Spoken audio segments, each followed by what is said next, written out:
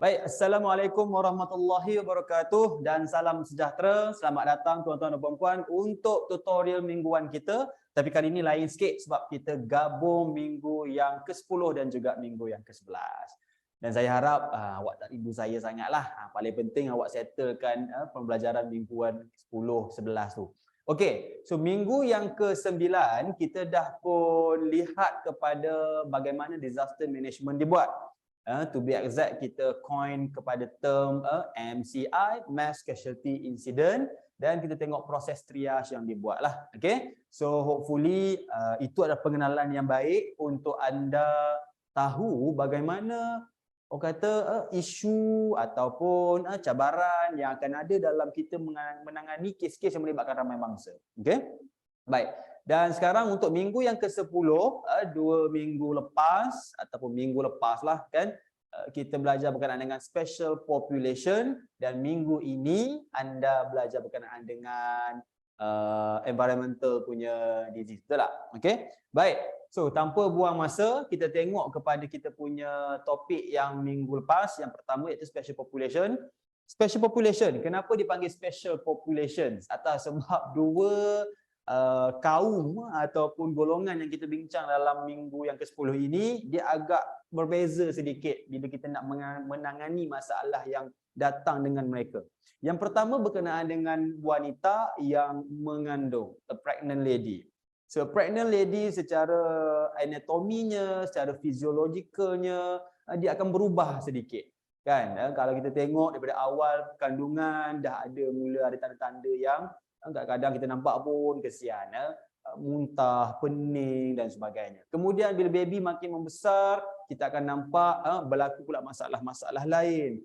Berat badan of course akan bertambah. Itu akan menyebabkan sakit kaki, bengkak kaki, kan. So, kalau ada masalah underlying problem macam masalah jantung dan sebagainya, asma, ini akan jadi masalah lah. Sebab bila baby besar, sebab tu ada perempuan kena ingat, baby ni duduk kat mana? Betul tak? Memang dia duduk dalam rahim. Rahim tu dia jauh kat bawah. Tapi bila dia makin besar, dia akan capai lebih lagi daripada pusat dan sebagainya. Dah hampir sampai kepada rangka tulang rusuk kita. Jadi bayangkan, baby yang besar itu menolak semua organ-organ yang selama ini ada cukup ruang untuk dia berada dalam perut ibu tersebut, sekarang sudah dihimpitkan.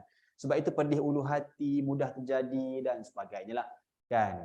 Okey, baik. So kita nak tengok kepada sign simptom orang yang nak beranak, orang yang mengandung. Kita nak tengok apa yang berlaku sewaktu emergency delivery perlu berlaku lah.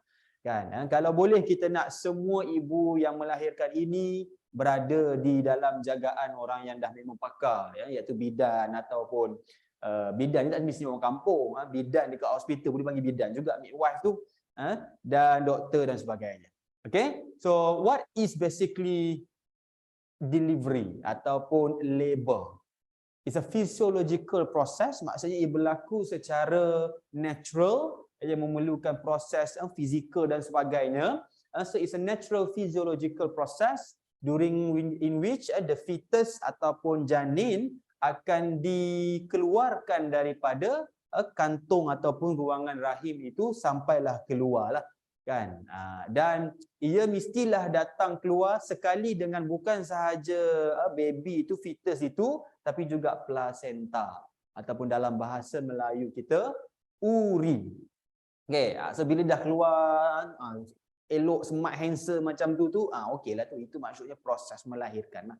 Dan proses ini akan berlaku mengikut dia punya waktu yang boleh kita jangka, iaitu 9 bulan 10 hari lebih kurang. Tapi kalau dia perlu berlaku dengan emergency atas sebab-sebab tertentu, sebagai contoh mungkin si ibu ada kencing manis ke, kan, ada masalah jangkitan dengan air ketuban, jadi kemungkinan besar kadang-kadang berlakulah satu kelahiran pramatang ataupun kelahiran yang tak berlaku mengikut due date. Kan, dah plan, bag semua dah siap dan sebagainya untuk basically go to the hospital on the due date, tapi it comes immediately before that, 2-3 hari, seminggu sebelum tu, 2 minggu sebelum tu. Dan tengah kerja tiba-tiba sakit at the end dan kena nak sambut deliver baby lah.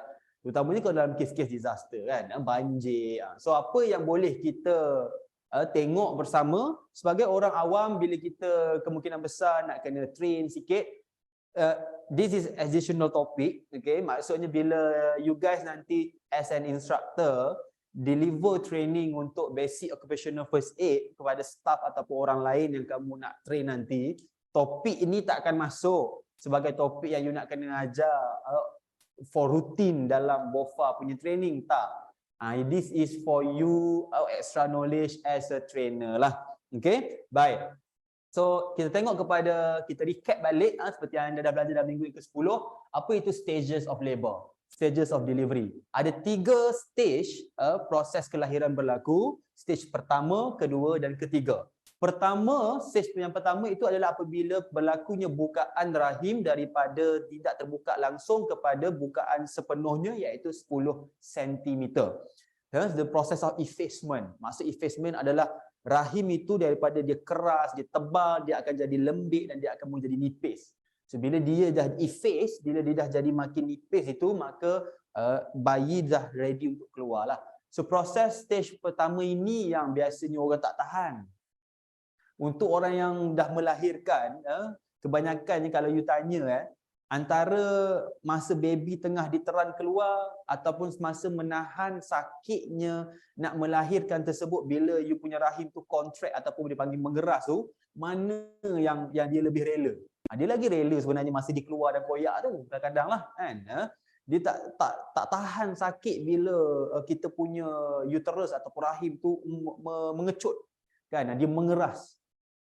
Yang laki-laki kalau tak tahu ataupun maybe ladies yang belum lagi ada peluang untuk melahirkan ataupun sebagainya kan, try. Try apa? Pernah tak tengok bila dia orang letakkan macam something like pad yang makan, dia akan stimulate dengan electrical punya current tu untuk mengecutkan you punya abdominal muscle kan. Kadang-kadang orang jual benda tu untuk hancurkan lemak katanya, right? Kalau you pergi pada kursus yang macam kursus menyediakan ibu ayah yang baru ni, kadang-kadang dia akan buat benda tu juga, dipanggil ayah-ayah, bakal-bakal ayah yang bertuah, naik ke pentas dan rasa. Oi, memang umpama you dapat krem dekat perut lah kan, buat sit up banyak kali, 100 kali buat, tak sempat pun, habis tu keras. Okey, susah nak tahan.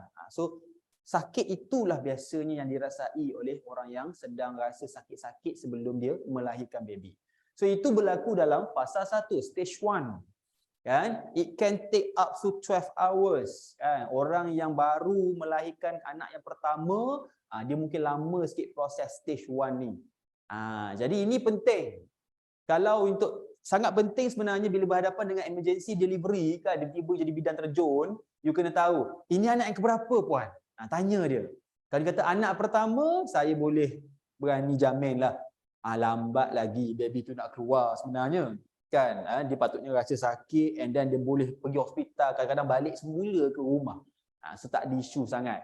Tapi katakanlah dia duk tahan sakit tu lama dah kan, dah pergi hospital suruh balik, tiba-tiba dia pula datang office nak ambil apa benda pula tahu tinggal. Tiba-tiba nak terberanak ke office. Mungkin juga kan. Jadi itu yang kita nak mungkin tengok sikit apa boleh kita buat sebagai orang awam. Okay. So stage 1 apabila bukaan rahim terbuka daripada kosong sehinggalah kepada 10 cm. Lebih kurang dalam panjang ni. Okay. Doktor kan dia akan cek bukaan jalan. Betul tak? So bila cek bukaan jalan kita guna 2 jari ni lah. Kan? So kita seluk masuk, kita rasa bukaan rahim tersebut, cervix tu.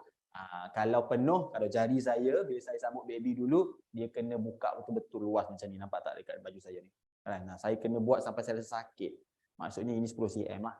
Most of the time. Okay? Alright. Kemudian kita pergi pada stage 2. Apabila 10 cm sudah pun berlaku, maka kepala baby akan mula keluar. Bukan kepala saja, diikuti oleh bahu dia, perut, kaki dan sebagainya. Okay? Baik. So proses apabila bayi sedang keluar kepala dia sampailah terkeluar bayi tersebut, itu adalah stage yang kedua. Mengambil masa lebih kurang paling lama mungkin dalam sejam dan sebagainya, tapi mungkin boleh berlaku dalam masa 30 minit sahaja lebih kurang. Paling lama pun pernah katanya ada sampai 2 jam, 2 jam setengah kan. So bila kat sini berlaku proses yang agak lama stage 2 ini bahaya. Okey, sebab tali pusat boleh terbelit dekat sini agak lama, sebab you kena ingatlah bukaan jalan ataupun laluan untuk bayi keluar itu bukanlah besar, betul tak? Bukanlah macam terowong menora tu. The birth canal is very sempit kan. Asalnya memang sempit, tertutup, dia akan dibuka meregang perlahan-lahan bila bayi masuk ke dalam. Itulah. Jadi bila terlalu lama dekat situ, apa tu, the umbilicus ataupun tali pusat kita boleh nilah boleh terkepit, maka saluran darah juga terhimpit dan darah yang mengalir daripada ibu kepada bayi akan terhalang dan bayi boleh ada masalah dekat situ. Okay. Kemudian bila bayi dah keluar, settle terus stage nombor 2. Sekarang stage yang ketiga. Ingat balik definition kita yang pertama tadi. Process delivery or labor is a physiological process of expulsion of the fetus and as well dia punya placenta. Jadi stage yang ketiga adalah apabila uri itu yang keluar, tuan-tuan dan puan-puan. Kena keluar. Tak boleh biar dalam tu. Bila biar dalam tu lah jadinya pendarahan, tumpah darah, postpartum bleeding dan sebagainya.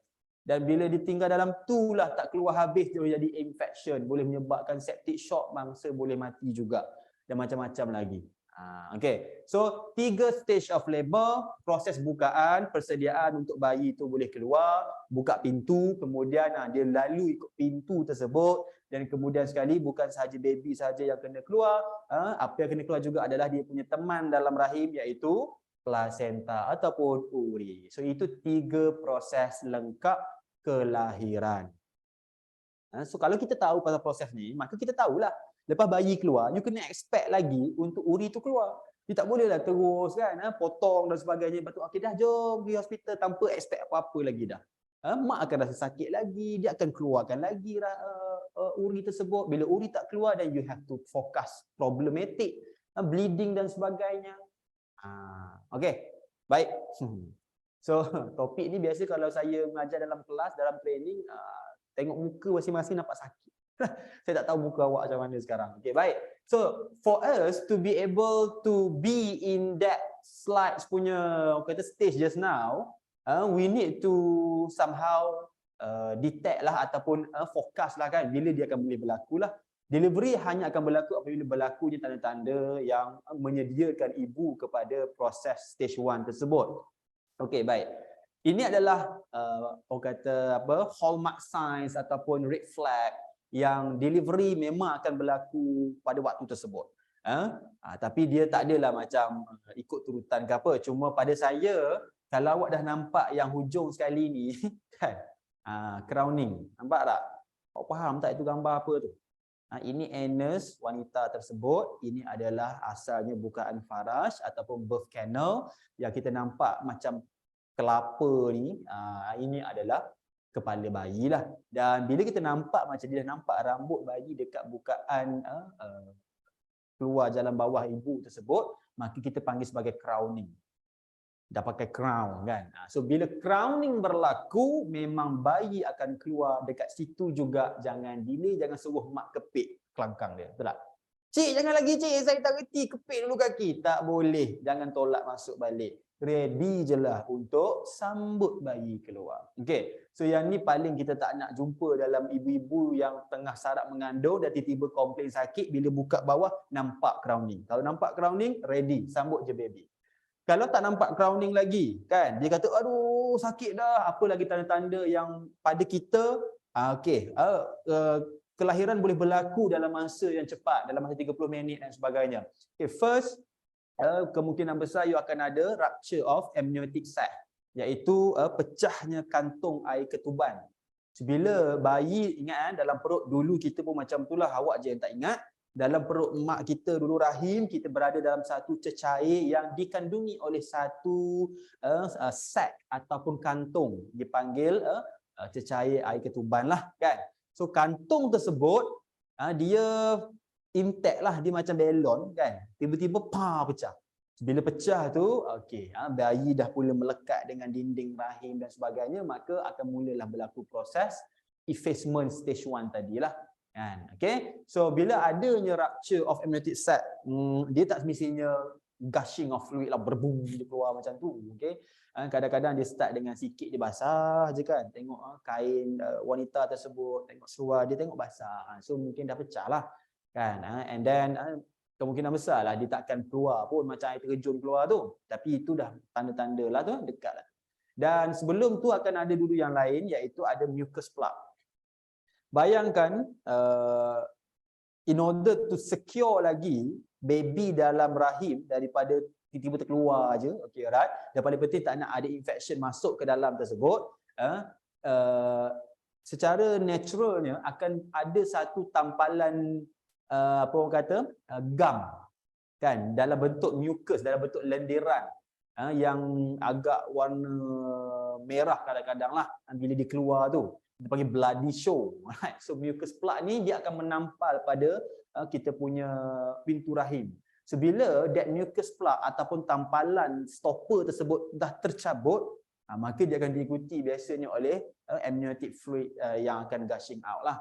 So dua-dua ni dah berlaku ataupun yang ni keluar dulu, ada awak tahu yang ni akan datang kemudian. Kemudian sakit tu memang dah berlaku awal lagi lah. Sakit untuk orang yang sedang betul-betul dah nak pergi kepada labor ataupun delivery, dia mestilah regular and very intense. Regular, intense dan paling penting dia prolong. Okay, so ada 3 benda kat situ. Sakit itu sangat kuat, makin kuat. Dan makin kuat kalau 10 minit baru dapat sekali, itu belum lagi. Okay. Dia mesti regular. So regular macam mana? Dalam masa 10 minit, biasanya 3-4 kali berlakunya proses mengeras ataupun sakit tersebut, contraction, maka ibu sudah berada pada active phase untuk stage 1 tersebut. So dia berlaku lebih kurang dalam 2 minit sekali, 3 minit sekali lebih kurang macam tu. 2 minit sekali lah. Dan bila dia jadi pula proses mengeras, dia akan makin lama. Awal-awal dia akan mengeras juga, tapi dia mungkin lebih kurang 15 saat, kan? 30 saat je lebih kurang, lepas tu dia hilang. Lepas tu lama sikit, lepas 5 minit, 6 minit, dia rasa lagi dalam masa 30 saat je, bawah seminit lah, dia hilang. Itu lambat lagi. Tapi bila dia dah nak sampai kepada proses nak melahirkan, biasanya contraction akan remain more than 1 minute, almost 2 minutes. So dia duduk dalam range macam tu. Bila dia 2 minit, dia sakit, and then dia habis kejap, dia 2 minit lagi, seminit lebih lagi, dia ada lagi. Itu 3-4 kali dalam masa 10 minit. Kena bersedialah wahai ibu-ibu dan wahai juga bapa-bapa, wahai juga peseda-peseda sekalian. Itu antara tanda-tanda labor yang lebih dekat dengan delivery, kan. Kalau dia tak mencapai contohnya 3-4 kali sakit dalam masa 10 minit, dalam 10 minit sekali je, kan, 2 kali je, jadi ada masa lagi lah sebenarnya, kan, by our experience that the patient can be sent to hospital dan takkan sambutlah baby kat situ pada waktu tersebut. Tapi katalah you memang jauh, tengah bergerak, kan, tiba-tiba dalam perjalanan traffic jam, bila tanya mak, okey, bila sakit? Sakitlah sekarang, awak pun tengok awak timing, kan, okey, dalam masa 10 minit dah 3-4 kali. Cubalah tengok kat bawah tu, kan, terus dah basah pula kereta pun. Dan dalam kepala baby dah crowning dah. Dan ready lah, sambutlah dalam kereta. Okey? Baik. So itu tanda-tanda. Hopefully you can remember. Tak banyak pun. Kemudian kita pergi kepada bila proses kelahiran itu berlaku dalam pembelajaran minggu yang ke-10, saya terangkan dengan panjang lebar sikit lah, kan. So kepala akan keluar dulu, kepala tu akan berputar-putar lah. Dia akan keluar dengan kepala dia ke bawah, lepas tu dia akan pusing sikit, tengok atas, lepas tu dia pusing balik, dia keluarkan bahu dia. Dia macam ada banyak akrobatik sikit kat situ lah. So apa yang awak perlu buat, hanyalah tahan bayi tersebut supaya dia glide, dia akan slide pada you punya tangan. Tak perlu tarik bayi, kita hanya bantu untuk so called macam tarik apabila ibu tu teran dan bayi tu sendiri keluar. Proses delivery is just assisting the natural process. It can happen by itself. Tapi kita tak nak baby terjeropok jatuh atas lantai, kan. Kita nak bantu keluarkan sikitlah bahu dia tu dengan lebih cepat, dengan kita bagi sedikit, orang kata traction lah. Lebih kurang macam tu. But if you don't know the maneuver, kan, adakah perlu saya putar ke kiri ke kanan ke, tak payah buat apa-apa. Sekadar tahan je bayi, pegang supaya dia takkan jatuh. Ingatlah apa yang ada dekat bayi tersebut. Air ketuban dia, dan kadang-kadang dia dah berak kat situ, darah ibu, betul lah. So dia agak licin. So bayi tu memang senang nanti nak tergelincir daripada meluncur daripada tangan kita. So itu yang bahayalah. So tarik je pelan-pelan. Yang penting keluar bahu yang pertama, dan you akan nampak bayi tu macam nak naik ke atas pula untuk keluarkan bahu yang kedua. Kan, so dia akan macam sudu macam itulah. Dia macam diving, dan dia keluar balik. Itu je proses dia. Dan tarik bila dah keluar bahu, dah keluar je bahu, dua-dua tolong bersedia. Dengan lebih pasang kuda-kuda lah kalau dia duduk atas katil dan sebagainya. Kalau kat lantai tu okey sikit kan. Sebab dia akan terus keluar dengan laju. Oh, macam tu. Nak keluar kepala tu dia lambat sikit lah. Bahu tu sakit sikit. Kemudian bila habis je bahu tu, settle lah. Okey, baik. So, macam saya tulis kat situ lah. Just assist the delivery. Kita hanya assist a natural process. Kita tak perlu pun buat apa-apa yang pelik. Perlu ke gunting, tak payah. Okey. Kita tak perlu pun menggunting sebenarnya. Tapi bila assessment dibuat berdasarkan saiz bayi, saiz ibu dan apa yang sedang berlaku sewaktu tu, pihak medical sometimes akan buat keputusan untuk menggunting supaya tidak berlaku koyakan yang lebih besar di tempat lain secara natural. Kan? Tapi as far as I concern, when we learn about delivery, all this antenatal dan sebagainya, proses kelahiran boleh berlaku tanpa ada guntingan pun sebenarnya lah. Kan? Cuma dalam ibu yang kali pertama, itu lebih tinggi sikit risiko untuk dibuat atas sebab saiz dan juga integrity of you punya masa kat bawah tu lah. Kan? Okay? Baik. So hopefully settle pasal rumusan berkenaan dengan bagaimana nak buat emergency delivery. Dan kita tengok pula bila bayi tu dah keluar, dia hidup, dia besar, apa pula masalah-masalah yang perlu kita tahu sikit sebanyak berkenaan dengan population yang dipanggil pediatric. Okay? Baik. Dah ada dua kategori dekat sini sebelum pergi pada dewasa. Pertama dipanggil infant, ataupun kalau nak cantik lagi ada tiga lah. Newborn bila baru lahir sebulan dan ke bawah, 28 days and below. So lagi awal daripada bayi ni. Okay? So kat sini ada newborn. Kemudian kita akan ada infant. So untuk infant less than 1 year of age, so daripada 1 bulan sampai 1 tahun, itu kita panggil infant, bayi. Kemudian kita ada 1 hingga kalau umur dekat Malaysia kita ambil 12 tahun sebagai untuk children. Kalau American side, Caucasian tu dia ambil sampai 8 tahun lah. Tapi nombor tuan-tuan dan puan-puan, kita bila jumpa pesakit, kita tak akan tahu nombor dia berapa. Umur dia berapa sebenarnya kan? So kita akan tengok kepada tanda-tanda yang kita boleh nampak. So dari segi tanda-tanda, nak mengenal pasti adakah this particular victim, casualty depan kita ni, budak ni adalah dikira dah dalam teenager dan dewasa ataupun masih lagi kanak-kanak, kita tengok kepada untuk kalau orang lelaki adanya bulu ketiak kan, ataupun bulu dada lah. Okey.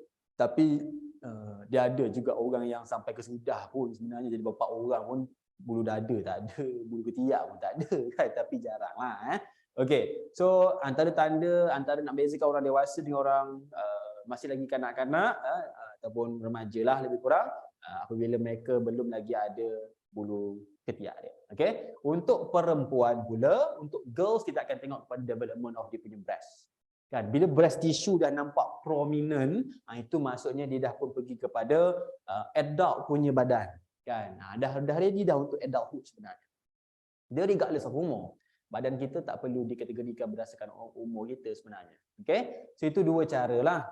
Sebab kalau you rely on numbers, you cannot get the numbers all the time. Okay. Alright, so dah banyak disease yang kita bincang, saya rasa asma kan, seizure dan sebagainya. So yang penting bila berhadapan dengan pesakit yang kecil ni, sama juga macam patient assessment yang kita belajar dalam minggu yang kedua, tak silap saya dulu kan. Okay, patient assessment tu dibuat sama saja. Cumanya dalam pediatric punya patient assessment, dia ada sedikit, olahan sedikit lah. Kita panggil 4 C's of pediatric first aid. So apakah itu 4 C tersebut? Yang pertama adalah check. Kemudian kita kena call, care dan afterwards adalah complete. Kan? Yang paling penting adalah bahagian checking ni lah. Yang call, care dengan complete tu adalah quite common sense lah. So check ini pula seperti yang kita dah pelajari.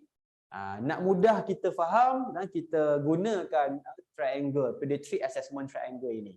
So PAT ni lah kan, PAT ni. So dalam pediatric assessment triangle, triangle ni ada 3 penjuru. Pertama, you kena tengok pada appearance bayi, kanak-kanak tersebut, bayi ataupun kanak-kanak. Kemudian you tengok kepada dia punya work of breathing dia, dan kemudian you tengok pada circulation dia. Okay, appearance adalah secara keseluruhan menggambarkan adakah bayi dalam ataupun kanak-kanak berada dalam keadaan stabil ataupun tidak. Dan appearance ini dipengaruhi faktornya oleh work of breathing dan juga circulation. Apabila circulation itu poor, maka appearance pun akan nampak lain. Apabila circulation itu terlalu lebih dan sebagainya pun, kita akan nampak pada appearance dia. And dia akan ada kaitan sekali dengan work of breathing lah. Kan? If you still remember, kita ada yang hands off dengan hands on punya cara nak buat PAT ni, betul tak? Kita tengok dia punya appearance dia daripada jauh, kita tengok work of breathing dia daripada jauh dengan hands off, tak pegang mangsa pun. Ataupun dalam patient assessment kita, itu bahagian primary assessment lah. Kan? Okay? Kemudian kita tengok pada circulation. Bahagian circulation sangat penting dalam pediatric punya group atas sebab kulit mereka dan fisiologi mereka boleh membuatkan kita nampak masalah yang berlaku dari segi peredaran darah ni berlaku dengan cepat. Bayi bila tercekik dalam masa seminit je kadang-kadang dia akan terus berubah jadi warna biru. Berbanding dengan orang dewasa dia akan 2-3 minit sikit, lambat sikit. Kan? Sebabkan kulit dia, sebabkan darah, kandungan dan sebagainya. Okay? Baik. So apa yang kita tengok dekat appearance, just for a revision, tone, dia punya interaktif dia kan, dia punya crying sound dia, dia punya tumpuan dia pada kita. Macam untuk budak-budak lah, yang senang macam ni lah. Kadang budak-budak tu cerit-berit ke apa, jangan takut sangat lah bila dia cerit-berit lagi ke apa. So first tengok appearance dia lah. Kan? Dia cerit-berit, dia demam, dia batuk, sesema, tapi dia masih boleh berlari macam biasa kan. Dia bercakap okey, dia tak ada terduduk je, terbaring je. Itu kira okey dengan tak okey, itu maksud dia.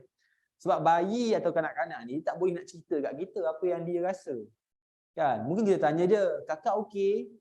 Okay, kan? Tapi nampak lembik je, tak macam biasa. Bila bagi makanan ataupun mainan yang dia suka pun dia tak nak main. Itu dah tanda-tanda lah tu kan. Dia punya appearance nampak doesn't really normal ataupun healthy. Kemudian work of breathing, yang ni penting. Sebab bila kita bernafas, saya rasa saya ada sentuh dah dalam minggu-minggu yang sebelum ni, pernafasan normal takkan terlalu kita nampak. Dia takkan obvious. Kan? If you look at my chest now, take about 30 seconds to just observe my chest. Do you see the movement of my chest every time I take inhalation ataupun breathe in? Kan? Saya dah nafas lagi dalam 3-4 kali saya rasa since saya suruh kamu check saya tadi. Okay?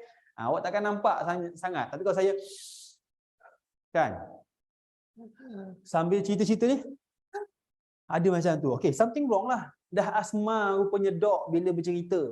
Okay. So, sama juga. Untuk kanak-kanak tolong tengok positioning dia. Positioning kanak-kanak dia akan pergi kepada tripod position sebagai contoh kan. Dia akan buat badan dia sebagai satu kaki tripod, tangan dia satu kaki tripod, tangan dia lagi satu kaki tripod. Dia akan duduk macam tu kadang-kadang. Tak adalah duduk macam ni sangat. Dia buka je, dia bukakan sikit kan. Dia suka lagi suka duduk berbanding dengan baring sebagai contoh. Tak pun dia lean forward sedikit. Itu memang natural akan berlaku apabila mangsa ada masalah susah bernafas. Kemudian tengok punya breath sounds dia. Adakah bunyi dia kan, bunyi macam ada something stuck kat dalam, high pitch sound kan. Bila high pitch sound menunjukkan angin tengah ataupun air tengah flow passing through a very narrow punya opening. So mungkin dia punya epiglottis dia yang swollen. Mungkin lidah dia yang swollen. Mungkin airway dia yang sebenarnya tersekat. Itu tanda-tanda lah. Dan tengok retraction. Retraction dekat mana?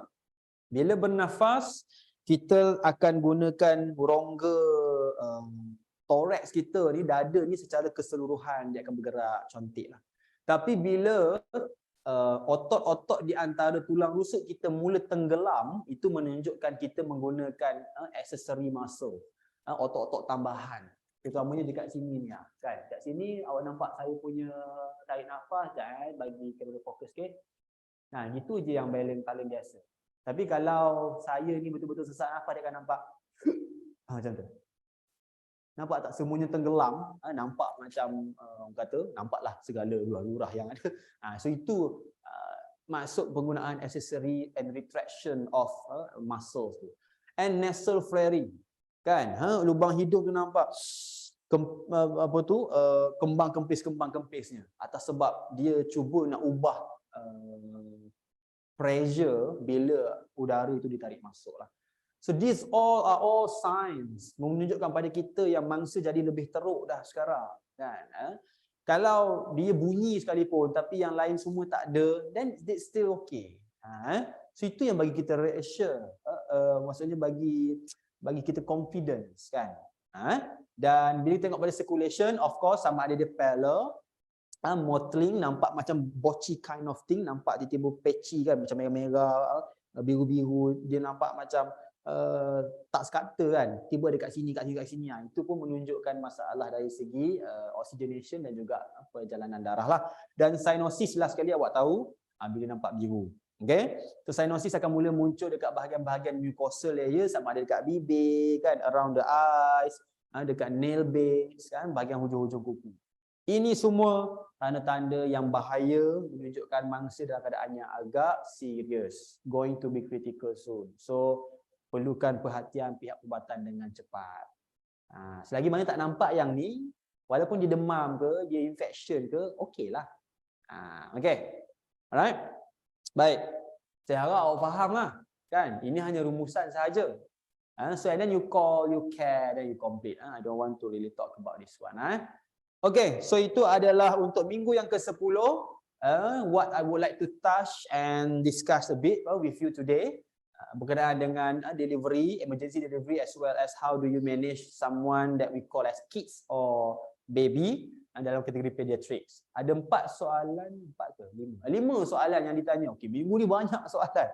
Saya pun agak busy menyediakan jawapan pada soalan tu. Dan 4 soalan datang daripada orang yang sama. Okay, baik. Kita tengok yang pertama. After stage 3, do we need to help the baby to expel out the fluids from their lungs by holding their legs upside down? Pegang baby tunggang terbalik macam tu and massage the back of their chest. So I get what you are thinking lah, kan? Bayi keluar daripada air ketuban, dalam paru-paru dia penuh dengan air. Sekarang ni perlu tak kita keluarkan air tersebut? Jawapan dia perlu. Cumanya proses itu pun sepatutnya berlaku dengan natural, iaitu apabila bayi itu cry, menangis. So, tugas kamu at least sebagai orang bidan terjun yang menyambut bayi keluar, of course, panaskan bayi, keringkan segala air-air pada badan dia, bungkus dengan kain, towel dan sebagainya, keep warm the baby, dan pastikan bayi itu cry, menangis seawal secepat yang mungkin. Sebab apabila proses menangis berlaku, macam mana tangisan dihasilkan? Sama je macam mana suara ataupun verbal sound dihasilkan.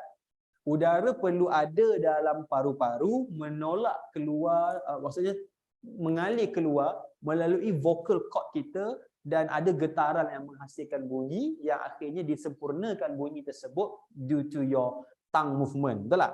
Okey, so sekarang ni dalam paru-paru bayi ada air ketuban, the amniotic fluid. So now when the baby cry, it's already telling us that the air starts to filling the lungs. And then when the crying is happening, of course the air is pushing, is coming out, kan? Jadi when it's coming out, dia tolak lagi air ketuban tu keluar, dan bila dia menangis, maksudnya the lung telah expand lah. So it's a physiological process. Dan bila dia tak menangis, itulah baru kita go for the massage. Okay? Kenapa nak massage? Sebab kita nak bagi sedikit kata stimulation kepada bayi, kan, bagi rangsangan sikit, dia macam siapa orang sentuh ni.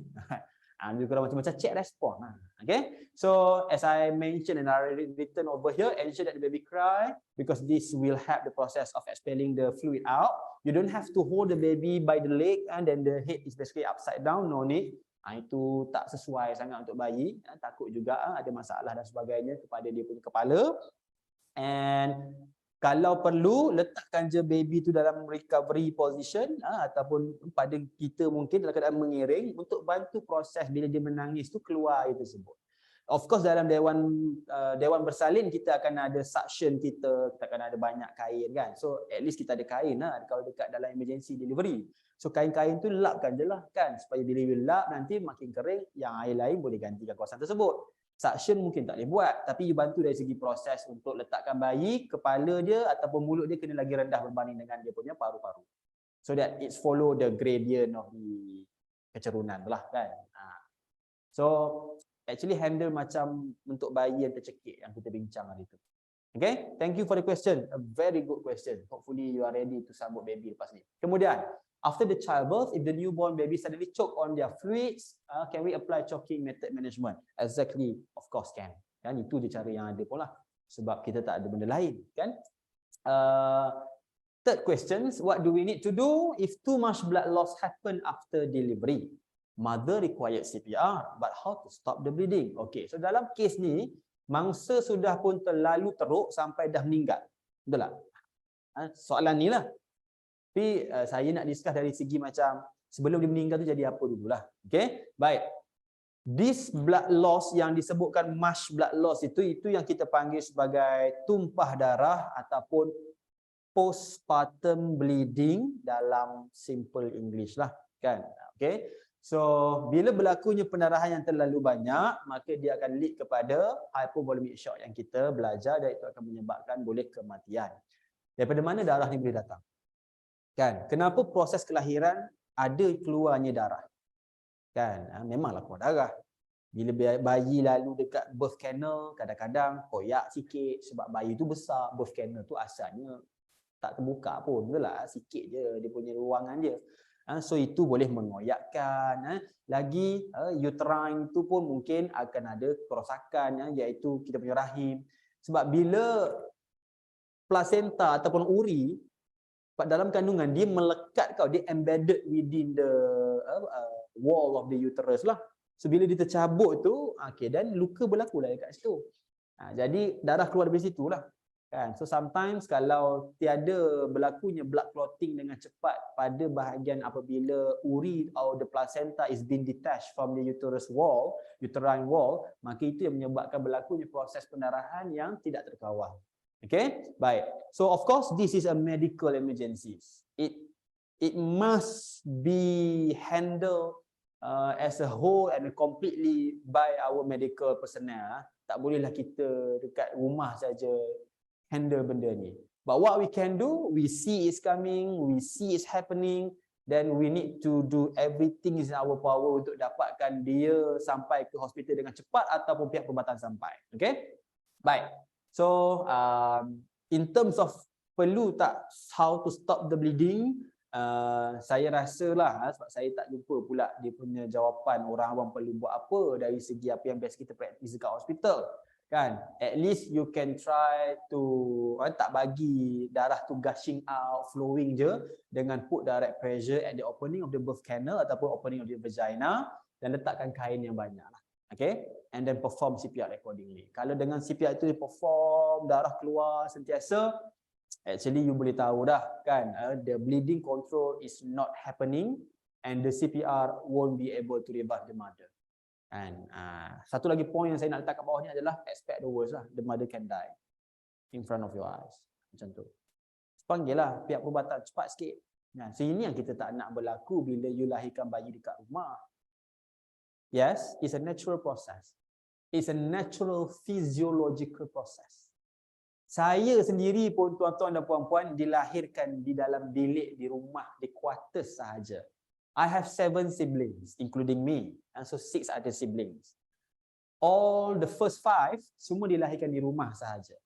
2 sahaja dilahirkan di hospital dan juga klinik. And that's my mom. Okay? So yang sambut saya pula bukan pun nurse ataupun bidan terlatih daripada pihak perubatan KKM, tapi my grandmother yang sambut saya.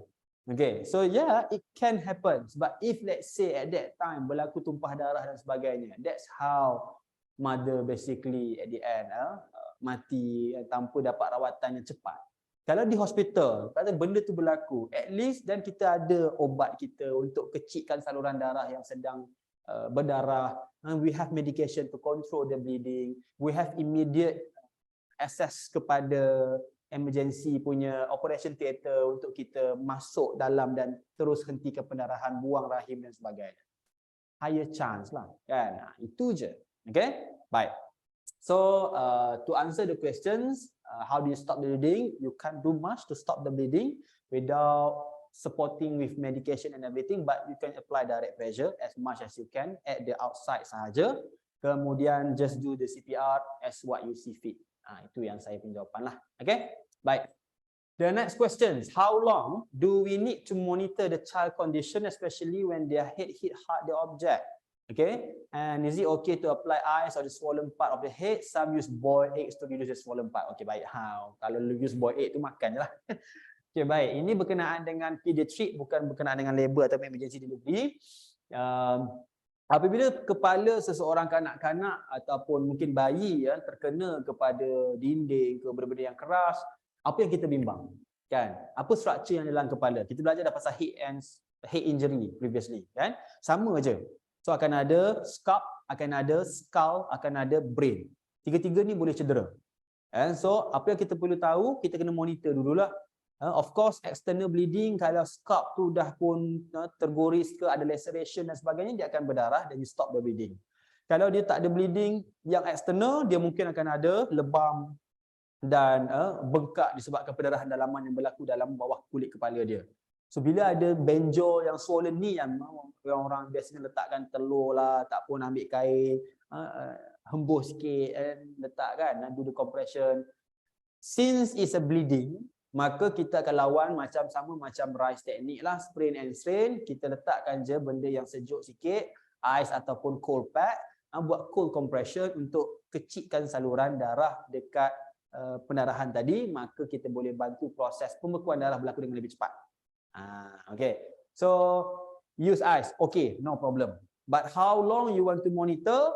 This is not about time for those yang tanya question lah.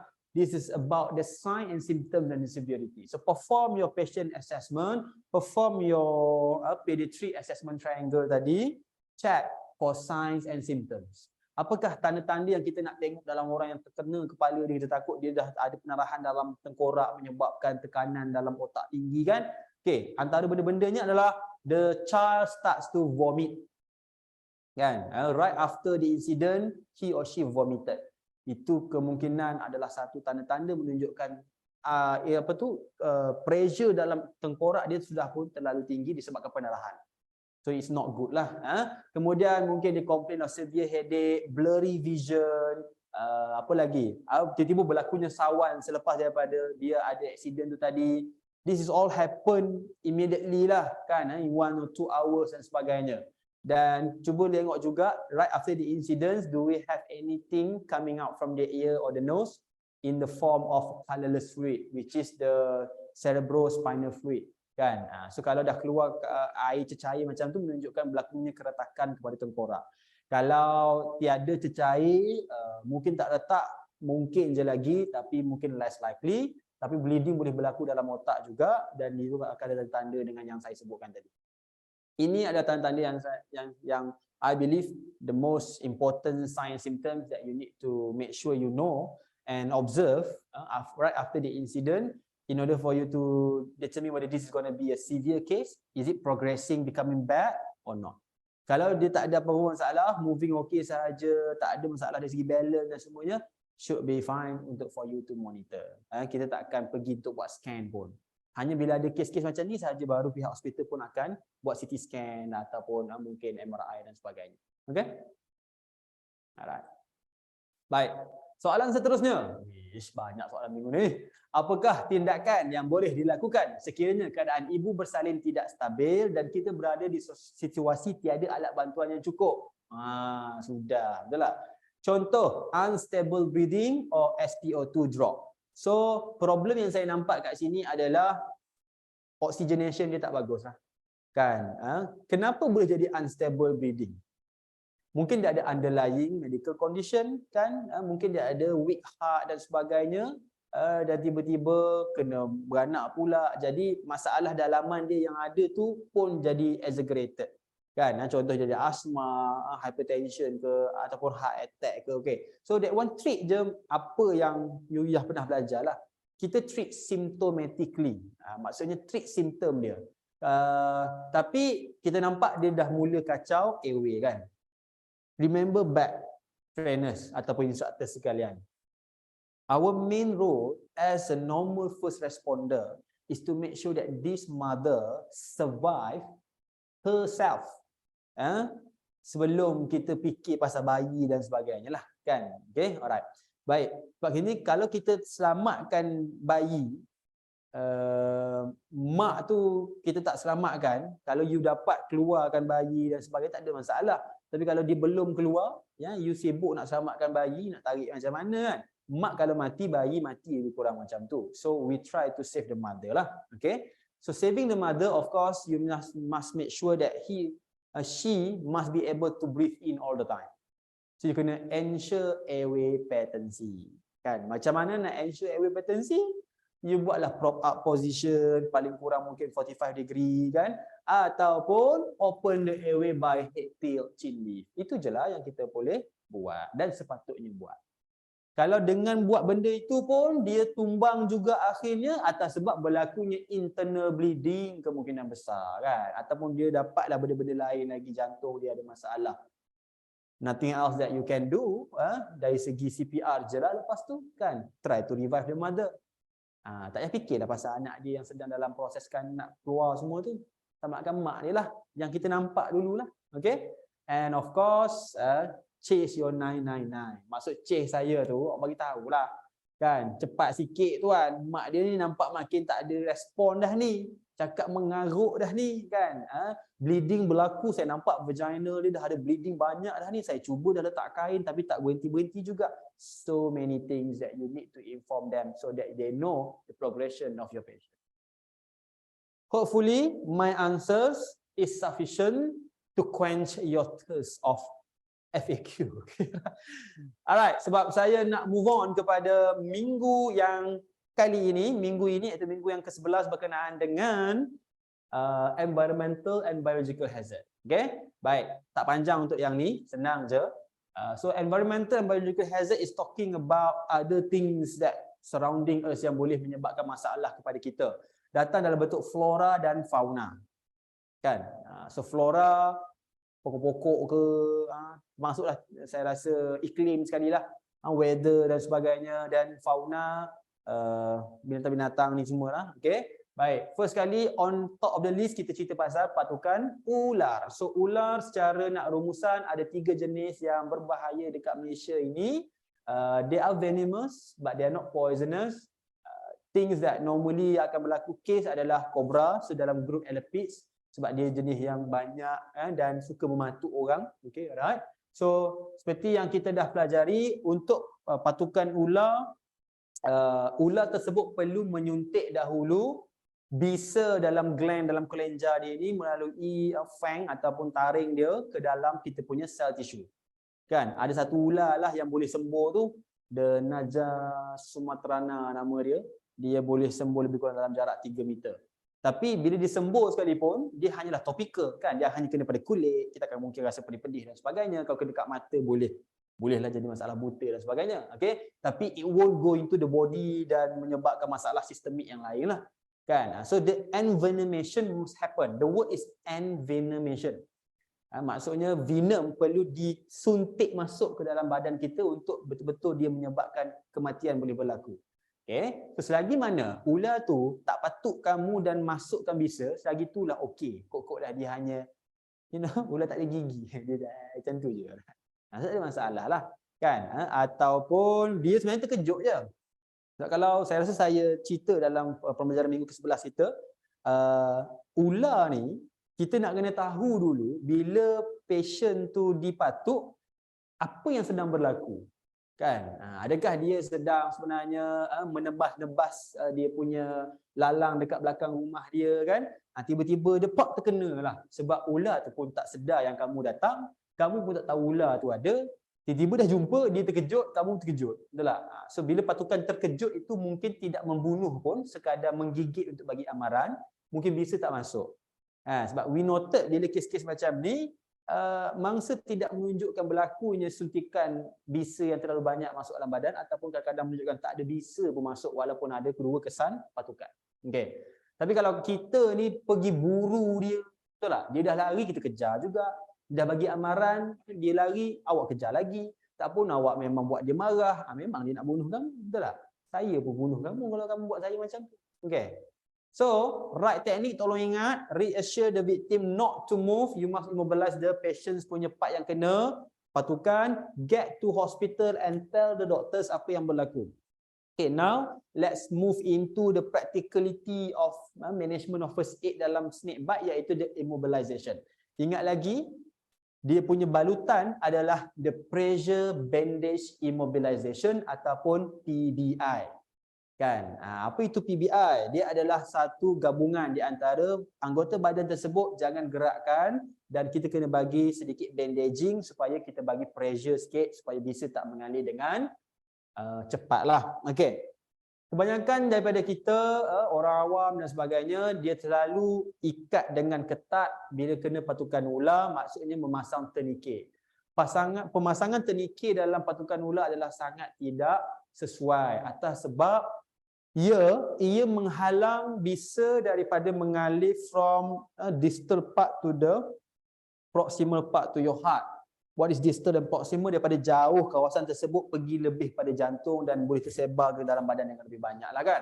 Memang bila ikat dengan ketat, memanglah bisa tak mengalir lah. Tapi apa yang tak mengalir juga, yang kita bimbang yang tak mengalir, lebih kita bimbang adalah darah yang membawa oksigen ke kawasan yang terkena patukan tersebut. Ataupun kawasan yang selepas daripada ikatan yang ketat itu kita apply.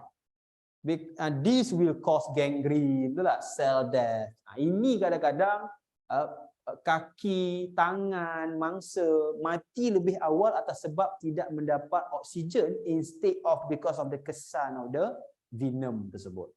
So, apa yang lebih sesuai adalah PBI tadi. Dan kenapa? Sebabnya patukan ular biasanya akan masuklah taring di dalam daging kita, betul tak? Dalam kita punya muscle and tissue. Dia tak akan terus patuk betul-betul exactly macam doktor cari darah kamu, letak jarum nak ambil darah kan. Dia takkannya pandai setiap kali mencari mana saluran darah budak ni. Dia bukan nak isap darah kamu. Okay. Dia hanya nak patuk, nak gigit. So bila dia gigit tu, dia kenalah pada kita punya yang kala-kala kuning ni. So inilah kita punya daging lah kan, muscle kita. So bila bisa tu disuntik ke dalam sel-sel tersebut, dia akan duduklah di antara sel-sel tersebut. So dia tak masuk dalam darah.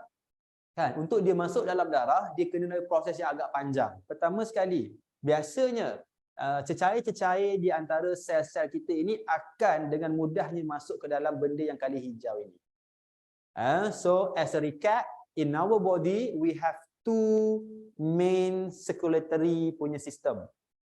Maksudnya sistem peredaran cecair dalam badan kita ada dalam dua sistem yang paling utama. Pertama, sistem peredaran darah, the blood circulatory system. Yang ni yang mengalirkan darah. Another one called as lymphatic system or lymphatic drainage system lah. Kan? Ini yang mengalirkan limfa. Apakah itu limfa? Cecair badan kita daripada sel-sel kita dan sebagainya. Kedua-dua ini mainkan peranan kerana cecair dalam badan kita yang keluar daripada saluran darah masuk ke dalam sel akan diambil oleh lymphatic drainage ini dan akan dipulangkan semula ke dalam saluran peredaran darah kita pada jantung nanti. Okay. So katakanlah bila bisa ular tu dipatuk, dia akan berada dalam cecair sel lebih kurang kan. So dia akan masuk dalam lymphatic drainage yang kali hijau ni instead of the red color and the blue color punya circulatory ataupun piping. So, lama-lama dia akan bergerak naik menuju pada jantung dan dia akan masuk ke dalam saluran darah juga. Tapi dia akan lambat sebab dia tak adanya kompresor macam saluran darah. Saluran darah ada jantung dan juga injap-injap yang banyak untuk membantu proses darah mengalir semula ke jantung. Tapi lymphatic drainage hanya bergerak melalui muscle punya pump. Kan maksudnya pergerakan otot-otot badan kita ini yang menggerakkan cecair tersebut kembali kepada jantung kita. Atas sebab itu right technique R reassure. Reassure apa? Cik jangan risau, ular dah tak ada, saya selamatkan cik ya. Jangan gerak banyak cik. I immobilize. Bila you tak gerakkan tangan yang kena patuk, bila you tak gerakkan kaki yang kena patuk, maka bisa tersebut ataupun cecair limfa dalam badan kita, kawasan tersebut tak akan mengalirlah dengan cepat ke badan ke jantung kita semula. So first immobilizing. Tapi tak cukup dengan itulah, kita kenalah bagi darah cecair limfa itu memang tak boleh mengalir sebab kita nak kena tekan sikit atas dia lah. Kan? Tapi dia tak memerlukan tekanan yang macam tourniquet punya yang ketat. Dia hanya perlukan a superficial kind of pressure. Okay? Baik. So sebab itulah PBI kita buatkan. Dan ini contoh PBI. Saya tak nak ulang panjang. Dia dibalut sampai habis satu lim. Dan bila kita masuk kepada benda lain macam insect bite dan sebagainya, regardless of what kind of insects, sama ada bee, hornet dan sebagainya, scorpion ke, either patient akan ada mild or severe kind of reaction. Yang mild, nothing much to worry about, dia hanya localized sahaja, merah, sakit, a simple hydrocort ataupun antibiotik kita boleh buat, basuh dengan bersih-bersih supaya tak ada kuman daripada gigitan dia, cukup dah, dan monitor. Tapi kalau orang tu develop shock kan, anaphylaxis, iaitu sejenis alahan yang terlalu teruk menyebabkan saluran pernafasan jadi sempit, ni lebih kurang ni kan. Kalau awak nampak muka dah bengkak macam ni, dah mata pun tak nampak, hidung pun lain dan sebagainya, kita boleh assume juga saluran pernafasan dia mungkin akan jadi bengkak juga. Sebila bengkak tak dapat bernafas, actually dia boleh collapse immediately. This is what we call as anaphylaxis. So yang ni tak ada benda kita boleh buat melainkan hantar mangsa segera untuk dapatkan injection steroid dan sebagainya. Okey, cuma bila melibatkan kepada gigitan haiwan, kita kena fikir lebih sikit, mangsa kemungkinan akan develop tetanus, iaitu kancing gigi. Kan? Ini adalah rupa bakteria yang menyebabkan berlakunya kancing gigi, iaitu tetanus lah. Nama dia adalah Clostridium tetani. Cantik kan, macam mikrofon.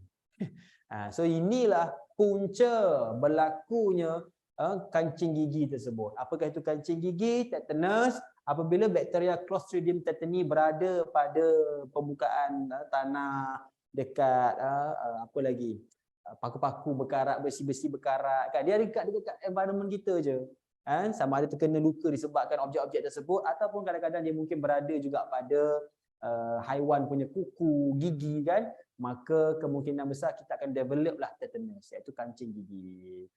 Nah, ini rupa orang yang kena kancing gigi. Dia akan ada convulsion disebabkan toksin yang dirilis ke dalam masa tersebut. Dia bukan seizure, dia bukan sawan electrical punya problem. Ini toksin yang menyebabkan berlakunya contraction of the muscle.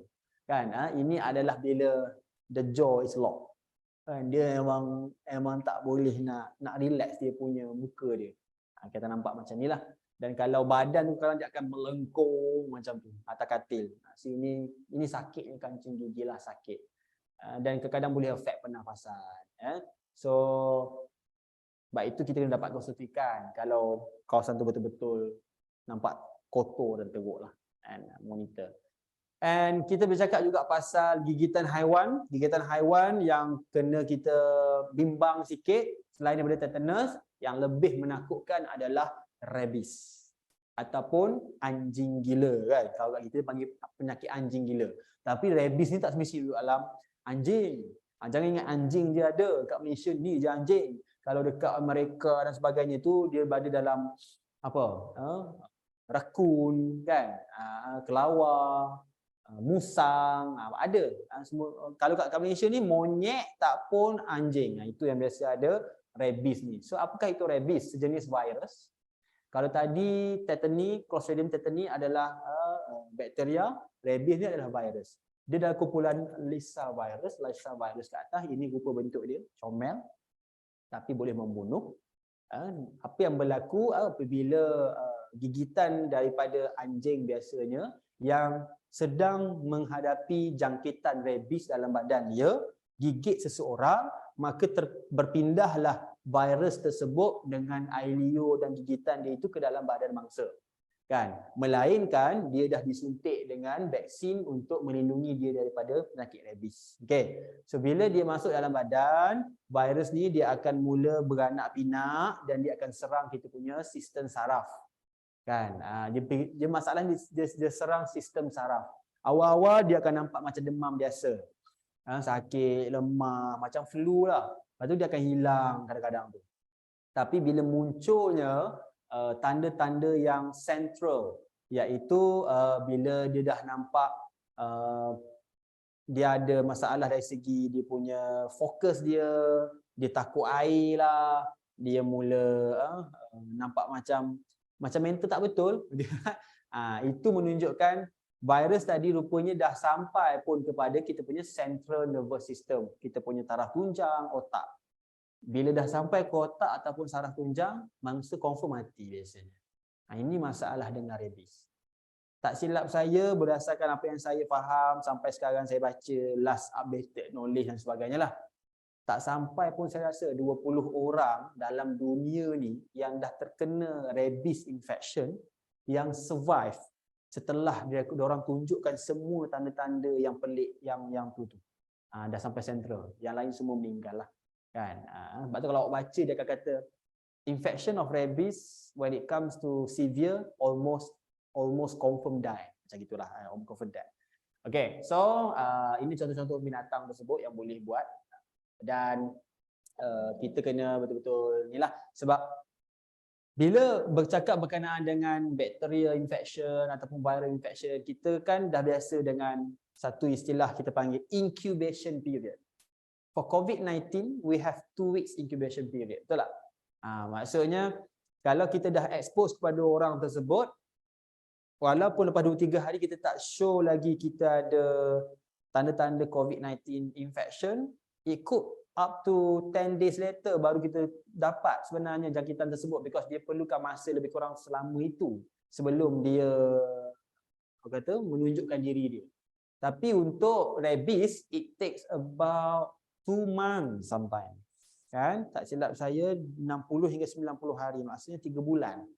Kan? Kena gigit dengan anjing lama dah. 2 bulan lepas. Bulan ni lepas 2 bulan barulah ada tanda-tanda yang teruk tu dan ada mati. Rupanya sebabkan anjing gila yang tadi lah. So kita mungkin dah lupa dah pun kan kes tersebut. Jadi rawatan biasanya yang kita akan berikan, kita tengok kepada kes. Kalau dia sekadar gigitan yang tidak menyebabkan pendarahan dan anjing pula memang kita tak rasa dia berada dalam keadaan rabid ataupun ada rabies, yang mungkin dia akan hanya monitor semata-mata lah. Tapi kalau the suspicion of rabies is very high in the animal that is beating the guy, dan that guy pula cara gigitan dia adalah memang gigitan yang menyebabkan berlakunya pendarahan yang mengalir, ataupun binatang tersebut memang rabies positif dan dia pula jilat ataupun air liur kena kepada kulit kita yang terdedah, yang memang luka, maka biasanya rawatan mesti termasuk kena bagi vaksin dan juga antibody yang dah pun disuling sebelum tu. Maksudnya kita ada ubat dalam tu, dah ada antibody dah pun kita bagi tu supaya cepat sikit badan tu boleh melawan virus rabies yang masuk ke dalam badan. Selain daripada tu, biasanya kita akan mungkin monitor dan tengok kepada kes-kes gigitan tersebut. Okay? Baik. So itu je 2 yang saya nak fokus, iaitu tetanus dan juga rabies. Satu soalan daripada pihak anda, dah nak habis dah kita punya tutorial, panjang sikit 2 minggu gabung. Bagaimanakah untuk mengenal pasti jenis gigitan serangga seperti lipan? Kalau awak tanya saya, honestly, saya tak tahu. Kan? Lipan ni kecil, kalau lipan tu besar tak apa. Tapi I ask my colleague yang tengok-tengok kes-kes berkenaan dengan lipan ni, they say ini orang sakit beritahu dan saya carilah. Ada 2 bite marks macam ular juga tapi kecil je lah kan, dan kawasan tu akan nampak swollen merah. Itu kemungkinan besarnya lipan. Okey, boleh juga jadi semut besar kan? Tapi lipan lah. Dan saya pernah dulu sekali kena gigitan lipan. Dan walaupun lipan tu kita tak nampak, tapi dia punya tentacle dia tu, dia punya berdepan dia tu ada dalam kulit saya. So, kita tahu itu lipan. Kan? So, maksudnya dia mungkin meninggalkan tentacle tersebut ataupun the 2 bite marks itulah. Tapi sama aja kan. Lipan ke tak lipan ke apa tu tebuan ke, at the end bisa dia tu adalah dalam bentuk protein masuk dalam badan kita, kita ni react macam mana. Kalau kita react secara mild, then it should be fine, sakit gitu je lah.